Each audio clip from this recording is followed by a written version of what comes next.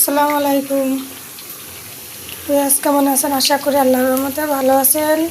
আমরাও আল্লাহর রহমতে মোটামুটি ভালো আছে। আমি একটু অসুস্থ আছে, আমার গায়ে যেন কি একটা বেরোচ্ছে, একটু অসুস্থ আছে। তার মধ্যে বাচ্চাদের একটু নাস্তা পানি নিজেরও একটু নিতে হয়। সারাদিন অফিসে থাকি, একটু টুকটাক একটু নাস্তা না করলে হয় না। তাই জন্য নিজেরও একটু নাস্তা পানি নেওয়া লাগে। আমি এটা বানাইছি আছে সুজি দিয়ে, আটা দিয়ে, হচ্ছে ডিম দিয়ে দিয়ে ভেবে মানে ভাজা হচ্ছে।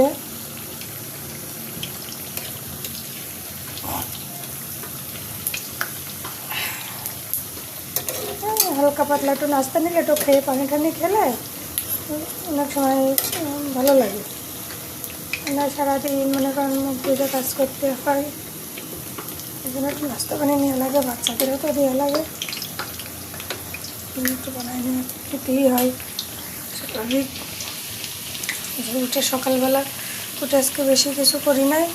আজকে শুধু হচ্ছে ভাত রান্না করি, আর এই যে কলা আলু দিয়ে ভাজি আছে, আর এই যে কালো কচুর ডাঁটা আছে, সেটা হচ্ছে ঘন্ট করা। এটা আজকে আমাদের খাওয়া দাওয়া আছে। কালকে একটু তরকারিও আছে। এই রাজা বুড়িটা উঠে গেছে, হাত মুখ দিয়েছে, এখনো মোমোজা উঠে নাই। মোমোজা উঠাও। তো আজকে আমাদের এই খাওয়া। আর আর বাইরে এসে প্রচুর কুয়াশা আছে। রাত্রে বৃষ্টি হয়েছে, কালকে বিকালে বৃষ্টি হয়েছে প্রচুর আকারে। ওই যে যেখানে বালি রাখা হয় ওখানে পানি জমে গেছে। হ্যাঁ, জলটা উঠেছে, কুয়াশা ভাব। এখন 6:30 বাজে। আজকে বেশি রান্নাবান্না নাই, তো এই জন্য একটু ভিডিওটা সকাল যে ঝড়ও মনে হয়েছে। এই যে দেখেন ছাদের হচ্ছে পড়ে গেছে, সে আম গাছটা পড়ে গেছে। আম গাছগুলো গুটি এসছিলো, আমও ধরছে, পড়ে গেছে। মানে এখনও দেখে না ওই পাশার বাড়িওয়ালারা, এখনও দেখে না। তো এখানেও পানি জমছে, এখানে ওই যে বালি মালি রেখে ওই যে নিচ্ছিল তুলে, এখানেও পানি জমে গেছে। কুয়াশা, আজকে একটু কুয়াশা আছে ভাব। তো আজকে এখন খাওয়া দাওয়া করবো।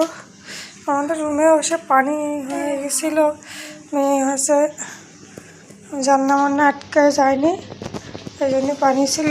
যে ডিম সিদ্ধ করছি, ডিম মাইজি খাবো। ওদিকে দেখে আমার এটা লাল হয়ে গেছে। জানলার পাশে আপনাদের দেখাতে যে আমার পিঠাটা লাল হয়েছে। আর একটু আগে তো খারাপ লাগার পাশে সমস্যা নেই। লাল পিঠাও খেতে একটা মজা আলাদা। তো গাইস, এই যে শত ব্যস্ততার মাঝেও আপনাদের সাথে একটু ভালোবাসা রাখার জন্য আমি যথেষ্ট পরিমাণে চেষ্টা করছি একটু ভিডিও দেওয়ার জন্য। তারপরে আমি ব্যস্ত তো বহুত আকারে, মনে করেন এই সকালে বেরোয় আসি রাতে, এই জন্য মানে ভিডিও বেশি একটা করা হয় না। আবার ওরাও তো মনে করেন সকালে বেরোয় আর ঢোকে সে 5টার দিকে বাসায়, এই জন্য মনে করেন ভিডিওটা ওই সেই রাতে আর সকালে যতটুকু করতে পারি, আসা যাওয়া এইগুলোই মানে যতটুকু এতটুকুই করার চেষ্টা করি। আর যেদিন ছুটি থাকে সেদিন একটু করি, একটু করে। তাছাড়া তো মনে করেন আর ভিডিও আমি দিতে পারছি না বেশি একটা। তো দোয়া করবে না আমাদের জন্য, যেন আমরা ভালো ভালো ভিডিও তৈরি করতে পারি। কারণ নতুন তো এখনও মনে করেন সেভাবে স্বাভাবিক আমি অত বুঝিও না। যতটুকু বুঝি না তেমন একটা কিছুই বুঝি না ভিডিও সম্পর্কে। তারপরেও দেওয়ার চেষ্টা করছি আপনাদের সাথে। তো আপনারা কমেন্ট করবেন, কমেন্ট না করলে আমি বুঝবো কী করে যে আমার কোন ভিডিওটা কোনটা সমস্যা হচ্ছে, কোনো জায়গায় ভুল আছে কি না। একটু কমেন্ট করলে আমি মনে করেন বুঝতে পারবো, ইনশাল্লাহ আস্তে আস্তে সব কিছু বুঝে আসবো। আর ভিডিওতে এডিটিং সব আমার মেয়েই করে, আমিও তো স্বাভাবিক একটু ভিডিও করেই দিই। তো বললে মনে করেন সব কিছু ঠিক করা, সংশোধন অবশ্যই হয়। ভুল থেকে মানুষ তো শেখে, ভুল করতে করতেই তো মানুষ শিখে যায়। তো ছোলার চালটা অনেক বেশি হয়েছে, তার জন্য লাল হয়ে যাচ্ছে। কমাই দিলাম জলটা, একটু কমাই দিই।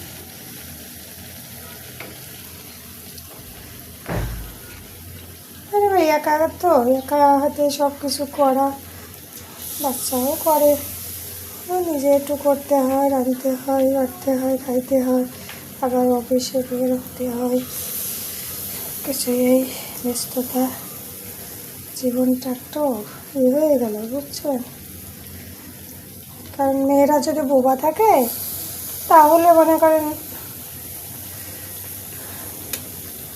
সেই সংসারে কোনো সমস্যা হয় না। আজকে তো বোবা ছিলাম না, বোবা না থাকার কারণে এই প্রতিবাদ করছি, সেই মনে করেন সমস্যা হয়ে গেছে। বোবা যতদিন থাকতে পারছি সেতদিন টিকে থাকতে পারছি, যে কথার প্রতিবাদ আর শরীরে সয় না। আর কী করবো, শরীরে না সইলে প্রতিবাদে আল্লাহ জানি না কেন হয়ে গেছিলাম, কেন সংসার থেকে বের হইলাম। কারণ জীবনের পরে উঠে গেছিল,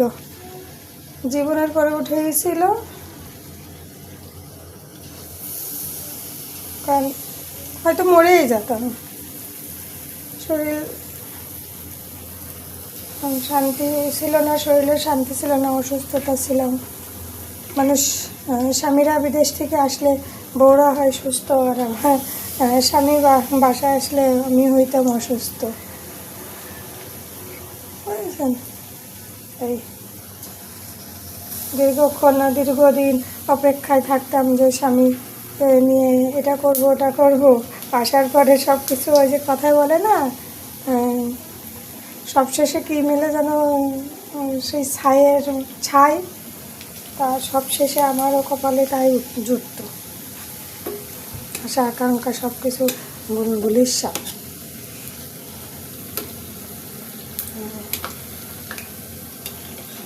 এখনও মনে করেন কী বলবো, এ যুগেও পুরুষ মানুষ এখনও যে সে আগে নাকি এরকম হয়তো যে স্ত্রীরা থাকবে ঘরের এক কোণে দাসীবান্দি।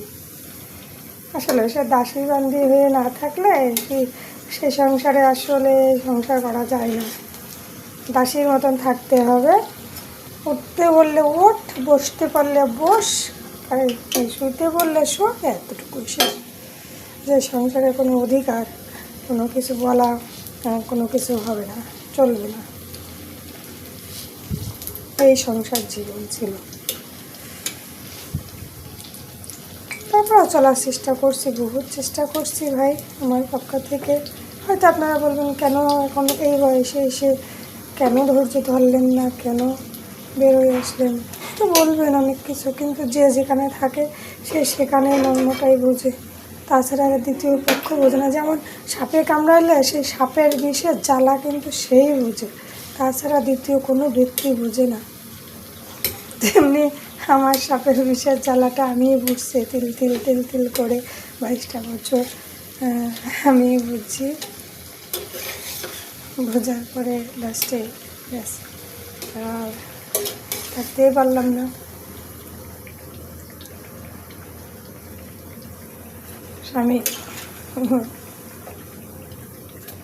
স্বামী যে কি জিনিস বুঝলাম না, 22টা বছর পরে বুঝলাম না। অনেক কথা, জীবনে প্রচুর কথা আছে, কথাগুলো বলতে গেলে মুখে আটকে যায়, বলতে ইচ্ছা করে না, আবার সময়তে কথাগুলো টুকটাক সবার সাথে বলেই ফেলি না। কারণ আগে অনেক কথা আটকে রাখতে জীবনটাই হয়ে গেছে অন্যরকম।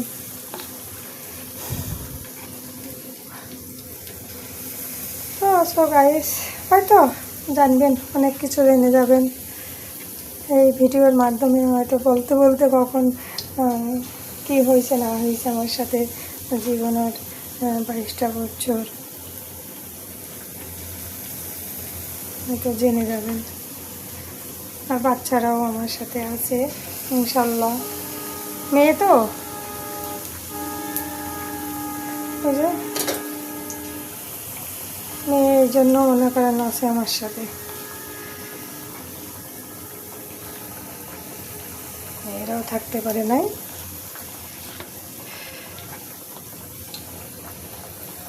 ছোট ছোট দুটো দিয়ে দাও, বড় দুটো না।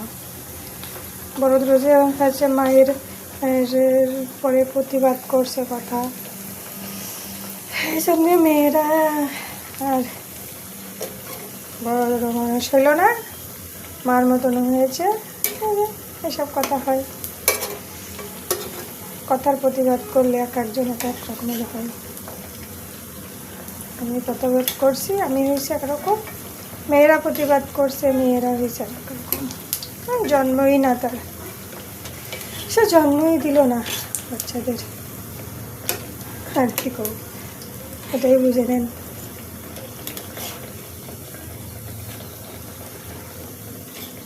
বোবা কান্নাগুলো তো মেয়েরা দেখছে, মেয়েরা তো একটু একটু করে বড় হয়েছে, হয়তো বলিনি, প্রকাশ করি। আমার মধ্যে তো অবশ্য বোবা কান্নাগুলো দেখছে। মেয়েদের প্রতি আমার অত্যাচারটাও ছিল, কারণ অনেক সময় কারোর সাথে বলতে পারতাম না কিছু না। অনেক সময় রাগ হয়ে যে মানে শরীরের মধ্যে যে কেমন হয়ে যায়, পরে মেয়েদেরও মারধর করছে অনেক। একটু অন্যায় করলে আর সহ্য হয় নাই, অনেক মারছি আমি ওদেরকে। আল্লাহ তাআলা আমার বাচ্চাদেরকে বাঁচিয়ে রাখুক, সুস্থ রাখুক। আল্লাহ যেন মেয়ে হয়েছে তাই কারোর যেন কাছে মুখ থুবড়ে না পড়তে হয়, এই দোয়াটা করবেন। ওরা যেন ওদের পায়ে যেন দাঁড়াইতে পারে, অতটুকু দোয়া করবেন। আর কি বলবো, অনেক কথাই বললাম, অনেক কিছু বললাম, কিছু মনে করেন না। আর কমেন্ট করেন, অবশ্যই সব কিছু ইনশাল্লাহ জানাবো, তার কথা বলবো।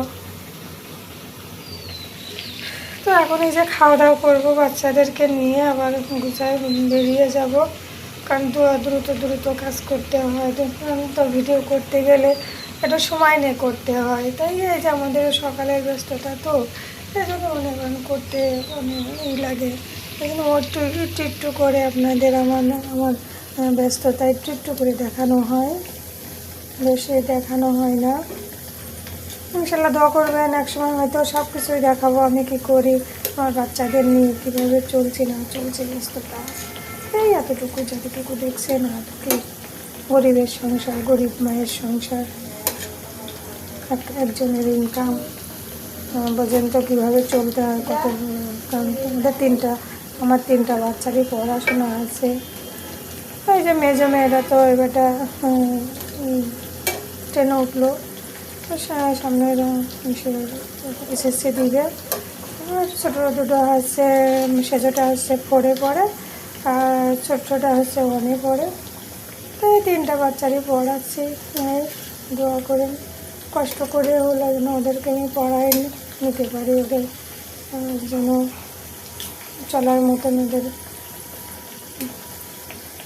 দাঁড় করাতে পারি। দোয়া করেন বাচ্চাদের জন্য।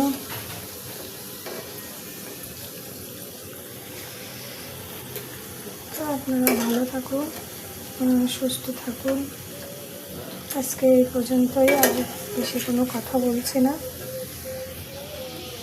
দোয়া করেন। আসসালামু আলাইকুম, আল্লাহ হাফিজ। আসসালামু আলাইকুম। ওয়ালাইকুম আসসালাম। হবে একদিন তাহলে। হ্যাঁ, এই যে আসলাম, বৃষ্টি পেয়ে গেছি, আচ্ছা। অটো পাচ্ছি না, তারপর চলে আসছে, এই যে কাছাকাছি এসে বৃষ্টিতে ধরছে, তো ভিজে ভিজে আসলাম। কয়টার সময় আসলে? এই যে 10টায় ছুটি হয়েছে, এখন কয়টা বাজে? 10টার ছুটি হয়েছে। এখন হচ্ছে 10টা 19 বাজে। তা আপনি কেমন আছেন? আছি, আপনি ভালোই আছেন? মেলা দিন আপনার দেখা সাক্ষাৎ হয় নাই। আমার সাথে আমি এসে দেখছি খালু এভাবে বসে আছে, হ্যাঁ। এটা ঢুকলাম। আর লিফটটা তো আজকে ঠিক হইলো? হ্যাঁ, লিফট ঠিক হয়েছে, আবার কিছু কাজ বাকি আছে। আমার ছোট মেয়ে কি নাম রেখেছে না লিফটটার? রাইজা। না না, এই যে কারেন্ট গেল গা, এই যে আপনি আমার যাইতে দেন নাই। বাড়ি এদিকে গেছে, লিফটে চলে গেছে। জায়গা মতো জায়গা মতন গেছে। হুম। তো গাইস দেখুন কারেন্ট চলে গেল, হাওয়া কারেন্ট চলে গেল গান খালু আমাদের আটকাইছে, বসে যান জিরায় যান। এই করলো। সময় কারেন্টটা চলে গেল জানো। হ্যাঁ আমি তো ঠিকই পৌঁছে যাইতাম, আমার এখন আবার হেঁটে হেঁটে যাইতে হবে। আর কষ্ট হবে এই পর্যন্তই, আর কি করবে। হ্যাঁ, আগের দিন একবার আটকাইছিলাম, সেই থেকে লিফট হাসাকি বন্ধ রাখছে। বন্ধ করে। আজকে যা ঠিক করলাম, মনে করলাম আরামসে উঠবো, খালুর জন্য আমি এখন যাইতে পারলাম না। এই একটু দেরি করার জন্য হ্যাঁ। কেরা জানে যে কারেন্টটা যাবো গা এই সময়। আমার ছোটো মেয়ে কি নাম রেখেছে, রাইজা, কি পাগলা লিফট, পাগলা পাগলা লিফট। হ্যাঁ কোন নিজে হ্যাঁ তা আজকে আসছি, তা বলছে কি এই পাগলা লিফটটা কোনো সময় ঠিকই থাকে না। ঠিকই রাইজা নাম রেখেছে এখন পাগলা কি লিফট পাগলা আমার ছোট মেয়ে। তা বাস্তবে পাগলা লিফট তার সিরিয়া তার সিরা, নাম হলো তার সিরিয়া। তার সিরা, থাকে থাকে ভালো থাকে, থাকে থাকে তার সিরে যায়। তার সিরিয়া দেয়। হ্যাঁ থাকে। দুপুরে খাওয়া দাওয়া কি করলেন লাঞ্চের সময়? লাঞ্চে খাইছি কচু ডাঁটা ঘন্ট আচ্ছা আর কলার খোসা ভাজি দিয়ে, আচ্ছা দারুণ আর তার খাওয়া ভিতরে গোশও ছিল, তারপরে শুটকি মাছ, চিংড়ি শুটকি হয়েছে। ও, ভর্তা। চিংড়ি শুটকি, বাহ। খাওয়া দাওয়া তো মোটামুটি ভালো হ্যাঁ হয়েছে। অফিসে খাই তো, সবাই মিলে সবারটা সবাই নিয়ে খাওয়া দাওয়া হয়, ঠিক আছে, তা মোটামুটি খাওয়া দাওয়া হয় ভালো। যাক ভালো হয়েছে, মোটামুটি ভালো হয়েছে। হ্যাঁ তো থাকেন, এখন খালুর জন্য আর কি করো, আমার এখন হাঁটতে হাঁটতে আচ্ছা। যাইতে হবে। তাহলে আগে দিয়ে আসবো আমি। না আমার আগাইতে হয় না, ইনশাল্লাহ এখন পথ চলতে পারি, আচ্ছা অন্ধকার পথে এখন আলো দেখি আমি। আচ্ছা, ঠিক আছে। আল্লাহ তাআলা আমাকে আলো অবশ্যই দেখায়। তো গাইস এখন যাই উপরে, কারেন্ট আসবে কখন বলতে পারছি না, পরে আপনাদের সাথে আবার দেখা হচ্ছে। একটু পরে কারণ আসবো, কিন্তু একটু পর কারণ আসবো।